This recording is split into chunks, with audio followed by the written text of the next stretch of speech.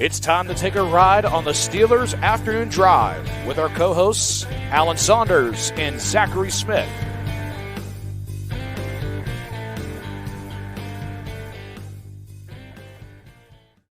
Welcome into another episode of Steelers Afternoon Drive. I'm Zachary Smith. That is Alan Saunders. Alan, the season is still going on. The Pittsburgh Steelers are still alive. They take care of business themselves by beating the Baltimore Ravens in their regular season finale and got the help that they needed with the Tennessee Titans knocking off the Jacksonville Jaguars. So the Pittsburgh Steelers season still very much alive as we sit here right now. Alan, how are we doing? I'm doing good. I'm tired, and I'm frazzled by the volume of news of the last 48 hours. But Yeah. I'm glad to be carrying on and that we still get to talk about this team in this season. And excited to go cover a playoff game in Buffalo, one of my favorite cities to visit. And so I'm fired up about that. There we go. Well, I wanted to preface, and I'm glad that you mentioned that there. If you are coming here on this Monday expecting to hear talk, kind of looking ahead to this matchup versus Buffalo, that's going to be throughout the rest of the week. But with you mentioning, like you just said, with how much there is to digest here and to talk about, we're going to take a step back, talk about this game versus Baltimore, how the Steelers got here to this point to play a game in Buffalo this upcoming weekend, and then talk about maybe the quarterbacks a little bit since we didn't do much of that last week. We got to bring it full circle. There's a lot of conversation about it. Mason Rudolph going 3-0 down the stretch. Can you really feasibly turn the keys back to a healthy Kenny Pickett? But we will talk about that. First, I want to take a step back. Like I said, this game against Baltimore, how did the Steelers take care of their own business to ensure that they'd have a shot going into Sunday with a win on Saturday? What stood out to you from this game? How did the Steelers get it done?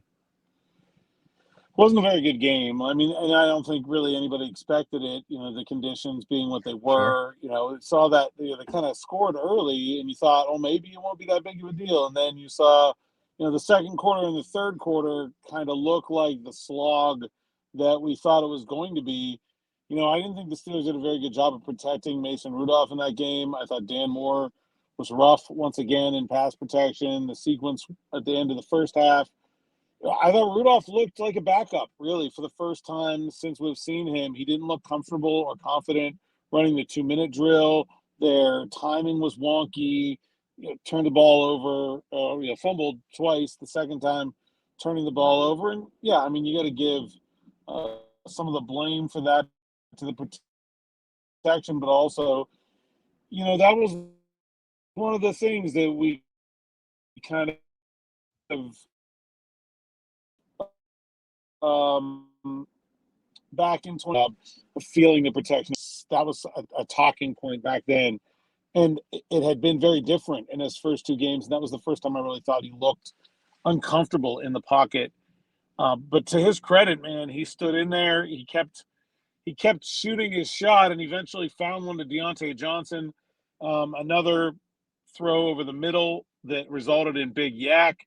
And I think that while you can say that, Mason Rudolph's not doing all the work for Deontay Johnson to go 71 yards there, I think it's become notable that he just seems much more willing to use the middle of the field than Kenny Pickett had and to do it without turning the ball over than Mitch Trubisky had. And I really, really think that is the sort of secret sauce that has led Mason Rudolph to being the clearly most productive of the Steelers' three quarterbacks.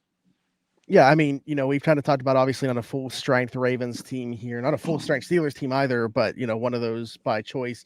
But on that touchdown to Deontay Johnson, that's Rocky Sin, who's been around for a long time as the corner, and then Marcus Williams, who's a veteran in this league, a pretty good safety as well, who Mason kind of manipulates with his eyes and gets him leaning one way, fires that dart in there to Deontay and lets him do the rest.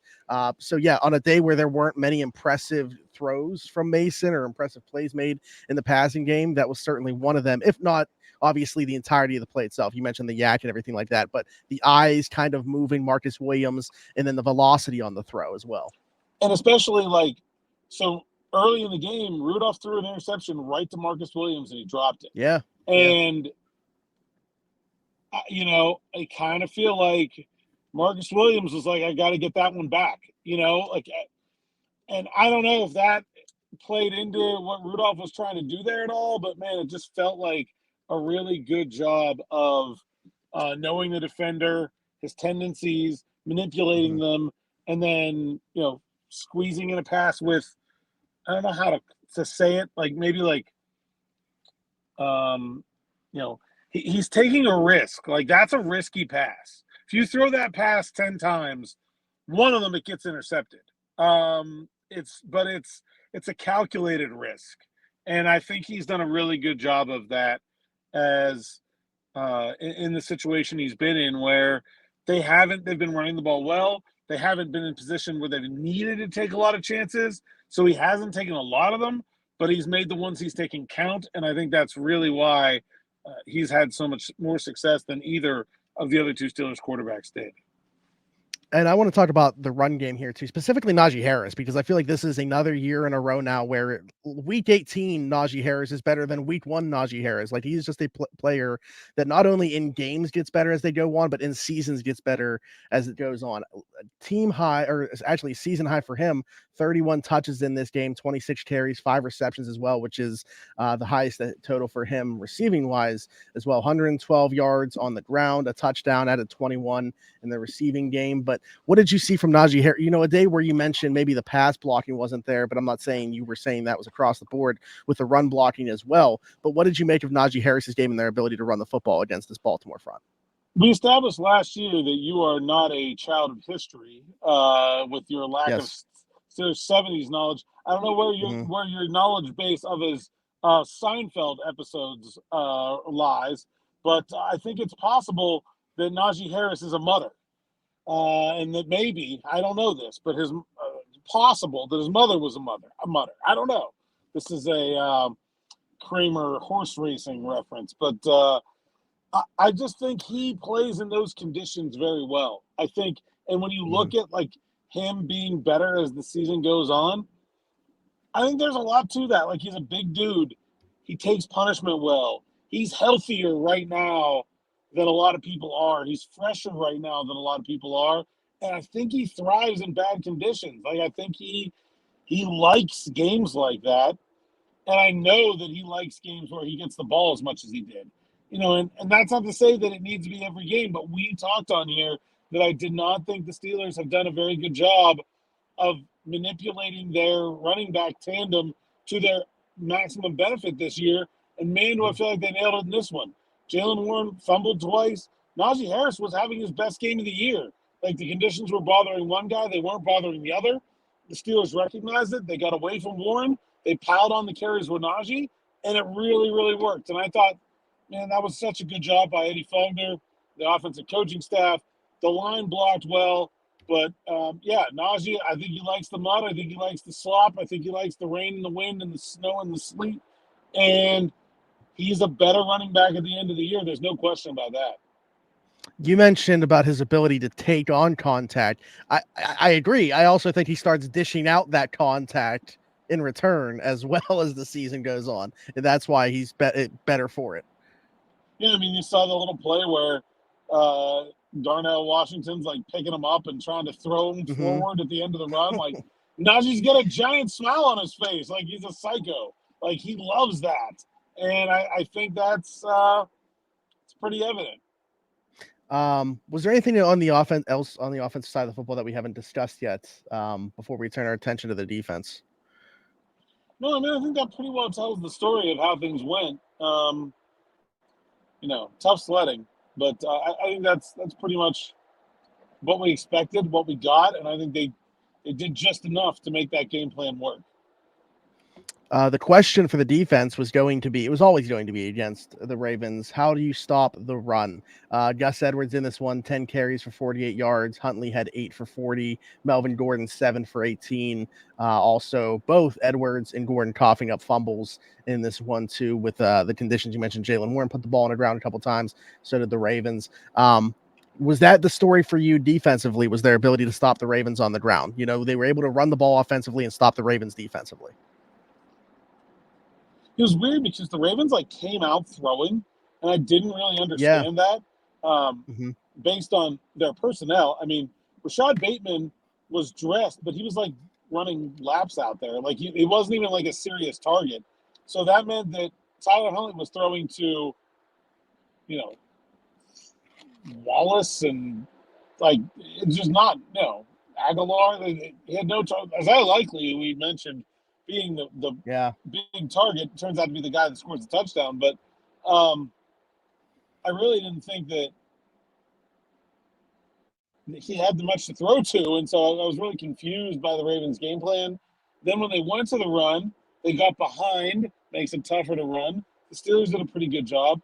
And then they started to put the ball on the ground. And I didn't really think the Ravens did anything right enough on offense to sustain drives. It was a field position game, and the Steelers kept them at bay for a lot of it, and then they got some splash.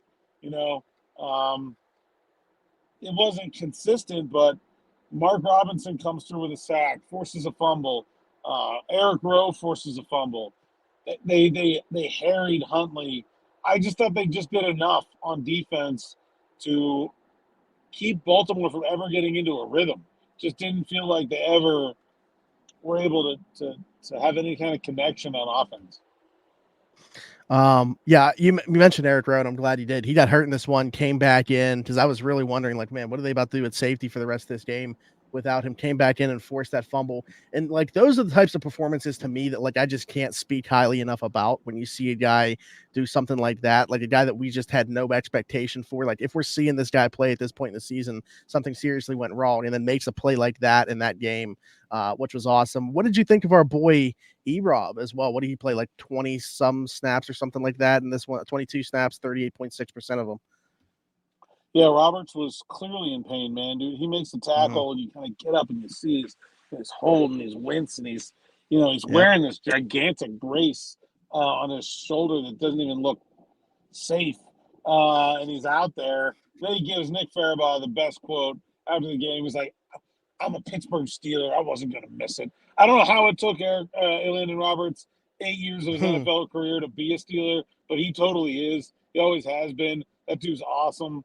I don't know how, if you're a fan, you don't absolutely love him. Eric Rowe had a great game. How about Michael Walker, man? I thought that was his best game by far.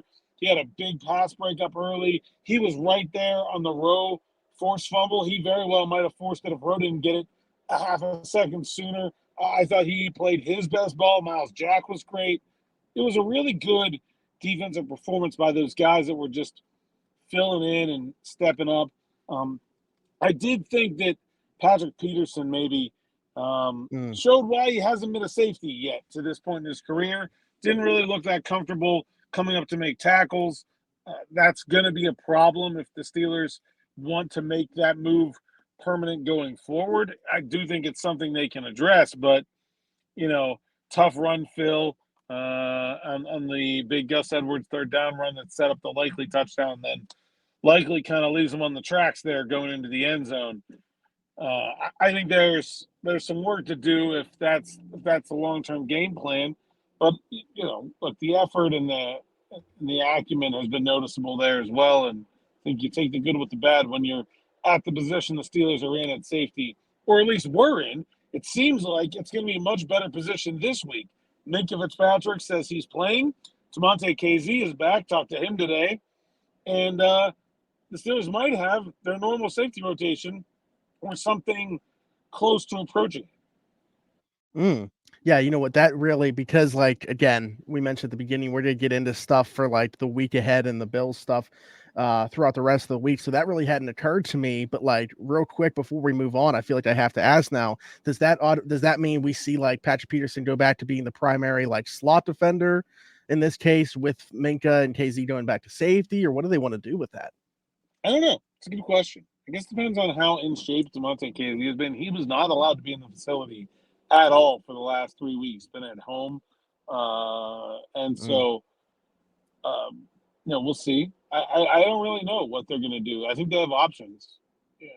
We'll see how they play out. I think Eric Rowe continuing to play is an option as well. I think he's played good enough to merit that, but I really don't know what is in the cards.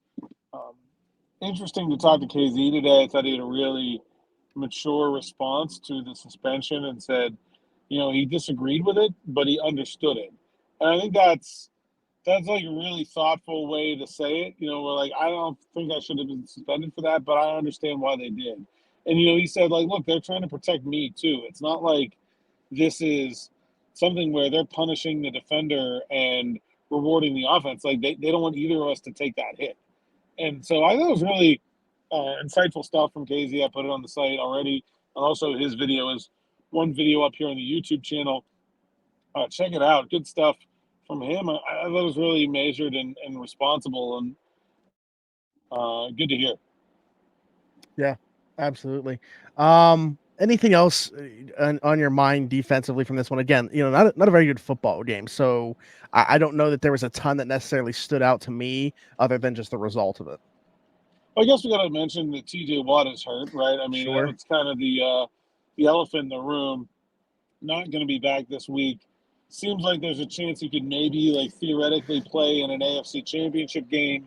Right. That is really putting the cart before the horse here. The Steelers are 10-point underdogs to the Bills this week and would be similarly behind the 8 ball going back to Baltimore next week. So a long way to go there. But Marcus Golden had a sack in this game. I don't know that the Steelers can replace T.J. Watt, but I think they should feel a lot better about the guys that have that position right now than they did when they had to play without TJ a year ago. And I'm not sure that the difference, between TJ and Marcus Golden and then the potential of getting back all their safeties, I think it could maybe kind of work out okay. Yeah, and a guy like Nick Herbig, obviously, to maybe get some more snaps behind him as well. They're certainly in a better position. Like, you look at last year, right, when he got hurt, you had Malik Reed, you had Jameer Jones. Like, give me what they have this year, certainly behind TJ and Alex, as opposed to what they've had a lot of years past. So, yeah, definitely, there's no other TJ Watt for them to be able to plug and play here, but they're definitely in a better position to fill that need. And that's an interesting thought, too, is like the net difference there when you're adding back the safeties. Too. So yeah, that's certainly an interesting thought.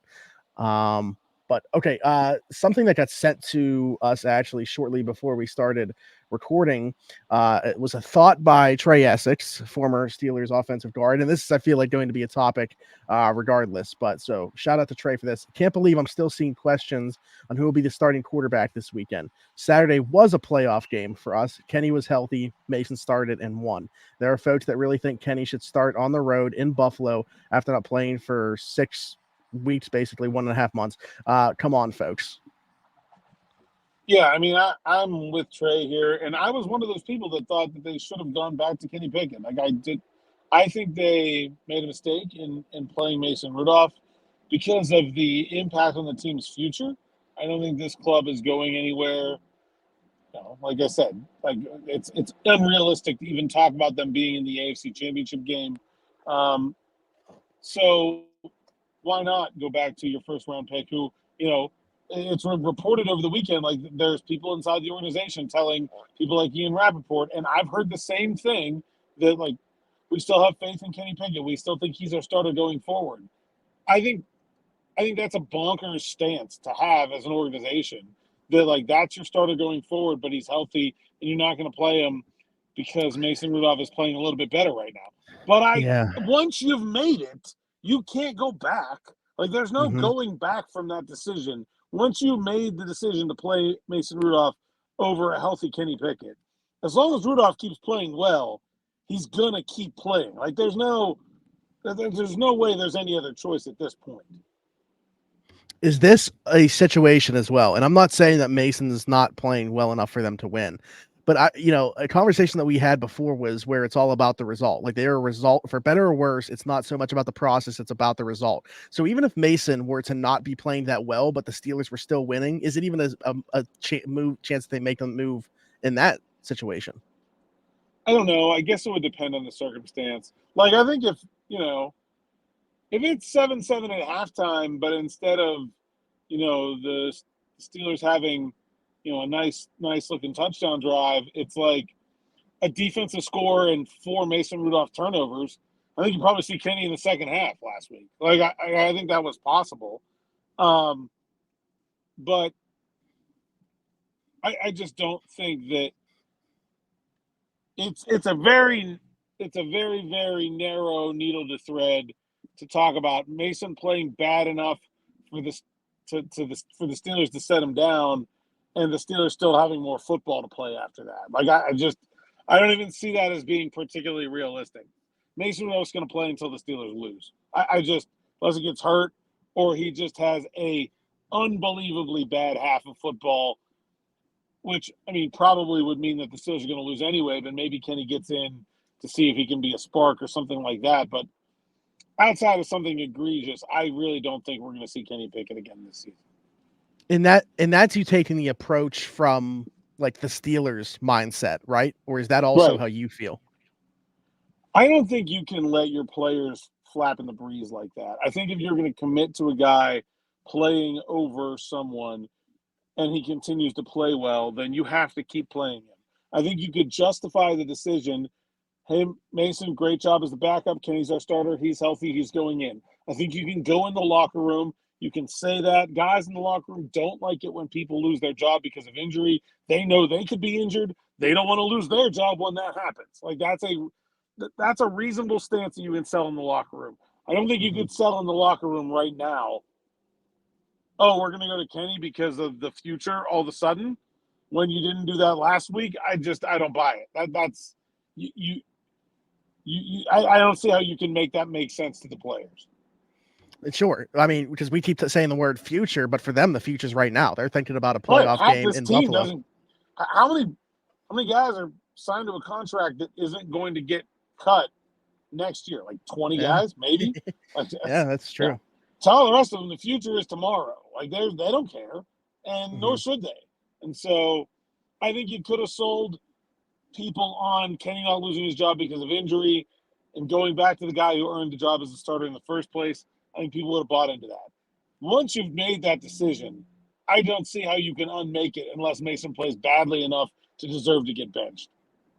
Now, you said something in there. You mentioned the Ian Rappaport thing as well. You said that you've heard similar things, but I don't know if this is kind of what you were also saying within all of this, but are you saying that you're not sure if that's the case? Like, how can you be committed to this guy but not have him starting over Mason Rudolph? I don't know. It's nonsensical, right? Like, if you're committed to Kenny Pickett, then he would be starting. To me, it's just spin. It's nonsense. You can't tell me with a straight face that you're committed to Kenny Pickett and he's not playing. You can't be committed to a guy who you're benching. Like, that's false. You can say, like, we still think there's a chance that Kenny Pickett turns out to be a good quarterback. That's fair, okay? But you can't say you're committed to him. And, like, they don't know who the offensive coordinator is going to be. Who is, in a real world, going to have a very large say in who plays quarterback for his team. So how would you have any idea? You don't know what the offensive system is going to be? I don't know. I mean, like, look, I don't think this is going to happen. Maybe they're going to run the option, okay? I'm pretty sure it's not going to be Mason Rudolph if that's the case. I don't know. Like, there are so many variables. How could anyone say that they are confident in Kenny Pickett being the 2024 starter right now? You just can't say that. Like, you don't believe it, even if you're saying it, and it is being said, but you don't believe it. Maybe some people in the organization believe it individually, but the organization as a whole does not believe it because their actions are telling us that. So, like, and you mentioned about the offensive coordinator thing. In your opinion, is it the offensive coordinator making that decision, or is it like the offensive coordinator has to be okay with the quarterback that's in place and trying to fit an offense around him? The offensive coordinator is going to have input on who his starting quarterback is. Also, the scheme that the offensive coordinator wants to run is going to matter in terms of which quarterback you pick. Like, there are different offenses that require different levels of mobility, different levels of accuracy, different levels of, confidence and competency in reading defenses. You can scheme an offense around a lot of different talent levels of quarterback and a lot of different types of quarterback. What works for Jared Goff probably would not work for Lamar Jackson. There's different guys. And so to not know what the offense is going to be like and say you're committed to a quarterback that you've currently benched is just insanity. There's no way that's the case, whether they say it or not, or whether individuals in the organization are saying it or not. And that's why I mean, 100%, I agree with that. That makes sense to me. That's why I posed the question that I did, because if they're saying they're committed to Kenny without having an offensive coordinator, that almost makes me think that they're trying to fit what the offensive coordinator paid into fitting with this quarterback. Well, maybe they are, but Yeah, then which why would not be play the him? wrong approach. But Yeah. then why not play? It's inconsistent. I don't want to say it's wrong, okay, but it's inconsistent. If you were going to go so far as to tailor your offensive coordinator hire to Kenny Pickett, which they might do, then why on earth wouldn't you be playing him right now? I can't make sense of those two things. Let me ask you this, and this is kind of going along with like the thing that I said about the results. Say the Steelers pull off an upset victory in Buffalo, but like Mason is not good. They scored a defensive touchdown, they scored a special teams touchdown. Like something happens here where they still get a result, but Mason doesn't play well in this one. What does that do in your mind? Does it open the door at all, or is it because they won, you still stick with Mason? I think it opens the door. I mean, the Steelers are, as we've talked about, very much slaves to results over process. But like, I think there's a chance that I think there's a chance he would get benched in game. I mean, I think that's very possible. And if that happens, all bets are off. I mean, it just depends on then what Kenny looks like. I think he would probably have to get benched in the game for it to open the door to the next week. But like I said, like that first half goes differently. Even that turnover by Rudolph at the end of the first half is his third or his fourth instead of his first, and the game is still tied. Heck yeah, I think Kenny Pickett's going in. Like, and let me say this also. Kenny Pickett has not had a very good year and did not take the step forward that myself and many other people were thinking that he might. Sure. He is better. Like, if that's the 2-minute drill we have to go on, give me Kenny if I need one. Like, I'm just saying, like that was a pretty rough 2-minute drill, not just in terms of the turnovers, but overall execution did not look very good. So I don't know. It's not crazy to think that they could get into a situation in a game where Mike Tomlin would decide he wants to take a look at Kenny to try to get some kind of spark to get things going. If that happens, it would open the door to Kenny starting going forward. But Rudolph is going to have to play poorly for them to get there. I had a question that I thought would kind of tie in here from somebody, but it might be null and void because of your response about the offensive coordinator, which again, I agree with. So, but I'll still bring it up. Zach has mentioned many times specifically the name Jacoby Brissett on here in terms of somebody that could make sense adding to the 2024 QB room. But with the way that Mason has played down the stretch, is it possible that he fills that void of the veteran in the room, and we're looking at Kenny, Mason, and then a mid-round draft pick as opposed to somebody outside of the organization plus a mid-round draft pick? That's one of the areas where I really think the offensive coordinator matters, because he may have one of his guys in mind. He may not. You don't know. But like we saw with Gardner Minshew, following Shane Steichen, like we saw with Jake Browning having success after having been in Cincinnati for so long. Really, like we saw with Mason Rudolph. I mean, Mason Rudolph was the backup. Was the backup when Matt Canada was hired as quarterbacks coach.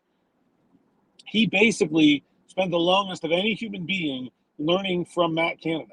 He had the most knowledge of this offense of anyone. Not to say that Kenny Pickett didn't have enough knowledge to be good. That's not why Pickett failed or was not succeeding, and Rudolph he's playing well. But he was in a position to succeed because of that knowledge. But that goes out the window if you change. Is Mason Rudolph better for the Pittsburgh Steelers right now than Jacoby Brissett would be? Yeah, probably. But if they hire Eric Bieniemy, well, then maybe Jacoby Brissett would be the better option. I really do think it matters in terms of who the coordinator is. Yeah, I 100% agree. That's why I said, like, I don't even know if this, based off the rest of this conversation, if it would be worth bringing up this question, but I still wanted to. So, Alan, anything else that you wanted to discuss today? Again, we'll get into more of the Steelers-Buffalo matchup stuff throughout the week. Tom will talk tomorrow, talk about maybe get some answers from TA down the road about the safety stuff with Patrick Peterson, with Minka and KZ back in the fold. But anything today you wanted to address?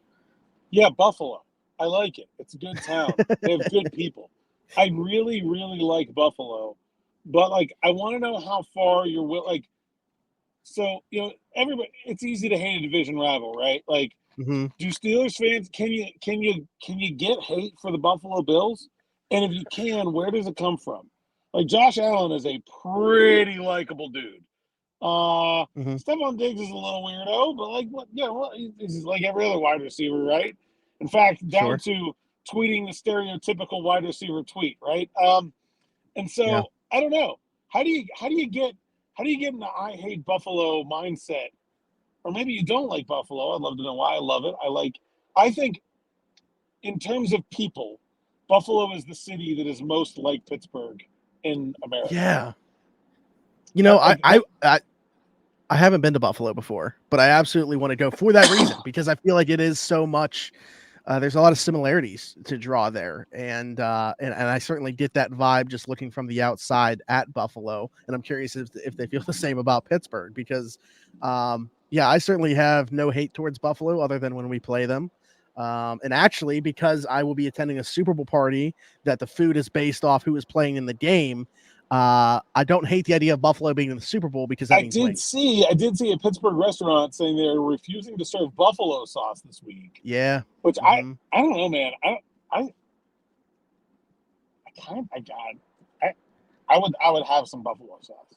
I think, you know what? If you know people from Buffalo, the better way to trigger them would be to stop serving blue cheese and to put ranch with everything. That will make the people from Buffalo way more angry than not serving buffalo sauce. And Yinzers love them some ranch dressing anyway, so it's probably not like a huge business deal. My last thing about Buffalo, though, just to underscore the point of how similar they are, I made this joke many years ago, and I am going to retell it because I think it fits right here. So when the Bills score, they have like a song that is sung to the tune of "Shout" by the Isley Brothers, right? And it's like "Let's go Buffalo," and it's extraordinarily corny. Like, it is like straight out of the like late 70s, early 80s. And if you listen to Joe Starkey and Ron Cook on the radio in Pittsburgh, you've heard the Buffalo talking proud like infomercial song. It's the like, just like Pittsburgh, very much a town stuck in the past. And so, you know, somebody was in Buffalo for the first time learning that the Bills fans sing along to "Shout" when they score. And I was like, yeah, Buffalo is the only town where they saw the Steelers, singing or having a video to "Renegade" and be like, "Sticks, why didn't we think of that? That's such a great idea." Like, every other town in the NFL is like, why do they love this old-ass band? But Buffalo's like, they're into something there. You know, like that's the reaction to me to the Buffalo-Pittsburgh relationship. I mean, and how many Yinzers emulate Bills tailgates, jumping through tables and stuff? Like, I feel like that is something that they just look up to as well. So that's why, yeah, again, I think that there's a lot of similarities here between Pittsburgh and Buffalo. So yeah, I want to know if you can get angry at the Bills in Buffalo, and if so, how. Leave those comments. We'll talk about that throughout the week. But I'm a big fan of both the town and the fans of the team. I love anybody that's passionate. They're over the top, but it's really, really cool. If you've never been to Highmark Stadium in Orchard Park, you don't have any years left. What is this? Is it next year or the following year? They're opening the new one. I'm not sure. It's I forgot about that. Yeah. It is a classic venue, not because it's anything special, because it is set in a weird neighborhood where, like, you just park in some guy named Jeff's front yard. You pay him $20. He offers you a beer afterwards. Like, and it's like walking to a high school football game where, like, everybody knows everybody, and it's very passionate, and I love every bit of it. It's one of my favorite road venues in the NFL for that reason, mostly just because of the environment and the people. So I can't hate them, but I want to know if you guys can, and if so, how. And maybe I am going to attempt to get my boy Mookie Hawkins, who covers the Bills for a radio station up in Buffalo, to come on. Mookie and I have chopped it up almost every time the Steelers and Bills have played. He's great. He knows football at all levels. And maybe we'll talk to him about Pittsburgh and Buffalo, too, later this week. That'd be really cool.